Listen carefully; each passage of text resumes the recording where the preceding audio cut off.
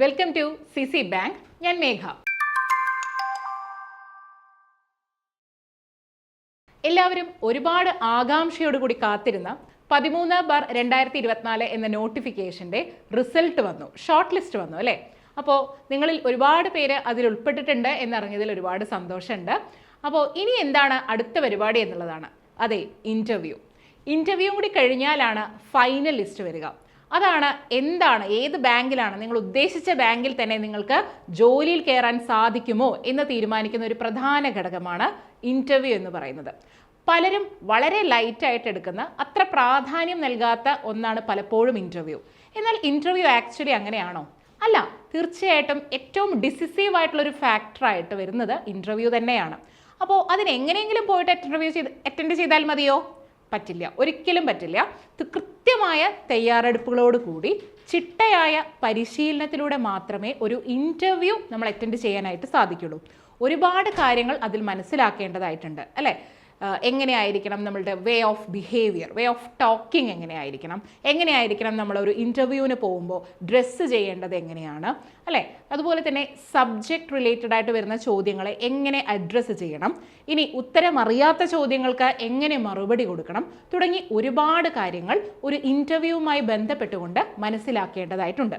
അപ്പോൾ ഇതിനെന്താണ് നമ്മൾ ചെയ്യേണ്ടത്? തീർച്ചയായിട്ടും കൃത്യമായ മോക്ക് ഇൻ്റർവ്യൂസ് അറ്റൻഡ് ചെയ്തുകൊണ്ട് കൃത്യമായി പരിശീലനം നടത്തിയാൽ മാത്രമേ യഥാർത്ഥ ഇൻ്റർവ്യൂവിന് മാക്സിമം മാർക്ക് സ്കോർ ചെയ്തുകൊണ്ട് നിങ്ങൾ ഉദ്ദേശിക്കുന്ന ബാങ്കിൽ തന്നെ ജോലിക്ക് കയറാനായി സാധിക്കുള്ളൂ. ഇതുപോലെ തന്നെയാണ് JCI. ഇപ്പോൾ ജൂനിയർ കോപ്പറേറ്റീവ് ഇൻസ്പെക്ടറുടെ റാങ്ക് ലിസ്റ്റും വന്നിട്ടുണ്ട്. അതും ഇൻ്റർവ്യൂ കോൾ കിട്ടിയിട്ടുള്ള ആളുകളുണ്ട്.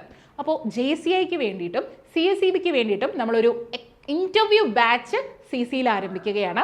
ഈ ഇൻ്റർവ്യൂ ബാച്ചിൻ്റെ ഏറ്റവും വലിയ പ്രത്യേകത എന്താണെന്ന് വെച്ച് കഴിഞ്ഞാൽ സൈക്കോളജി ക്ലാസ്സുകൾ ഉൾപ്പെടെയുള്ള ഗ്രൂമിംഗ് സെഷൻസ് ഉൾപ്പെടെ മോക്ക് ഇൻ്റർവ്യൂവും തരുന്ന ഒരു ബൃഹത്തായ ഒരു പദ്ധതി തന്നെയാണ് നമ്മുടെ ഇൻ്റർവ്യൂ എന്ന് പറയുന്നത്.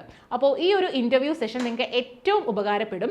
നമ്മളുടെ എക്സ്പേർട്ട് പാനൽ, അതായത് PSC മെമ്പേഴ്സായിട്ട് ഉണ്ടായിരുന്ന ആളുകൾ, അതുപോലെ തന്നെ CSEB ഇൻ്റർവ്യൂ ബോർഡിൽ ഉണ്ടായിരുന്ന ആളുകൾ തുടങ്ങിയവരെല്ലാം ഉൾപ്പെടുന്ന ഒരു പാനലായിരിക്കും നിങ്ങളെ ഇൻ്റർവ്യൂ ചെയ്യുന്നുണ്ടാവുക.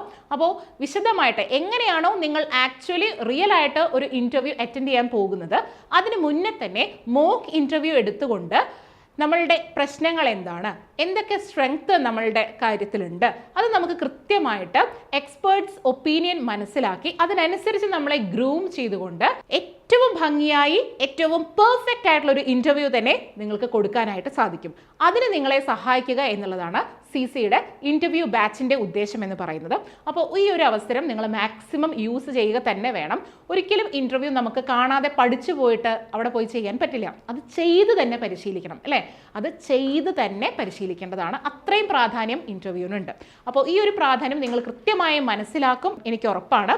തീർച്ചയായിട്ടും JCIയുടെ ഇൻ്റർവ്യൂ കോൾ ലഭിച്ച ആളുകളും അതുപോലെ തന്നെ CSEBയുടെ ഷോർട്ട് ലിസ്റ്റിൽ ഉൾപ്പെട്ട ആളുകളും ഈ ഒരു അവസരം മാക്സിമം ഉപയോഗപ്പെടുത്തുക. ഇൻ്റർവ്യൂ ബാച്ചിൻ്റെ കൂടുതൽ വിവരങ്ങൾ അറിയാനായി താഴെയുള്ള ഗൂഗിൾ ഫോം ഫില്ല് ചെയ്യുക, കൂടാതെ ബോർഡ് നമ്പറിൽ കോൺടാക്ട് ചെയ്യുക.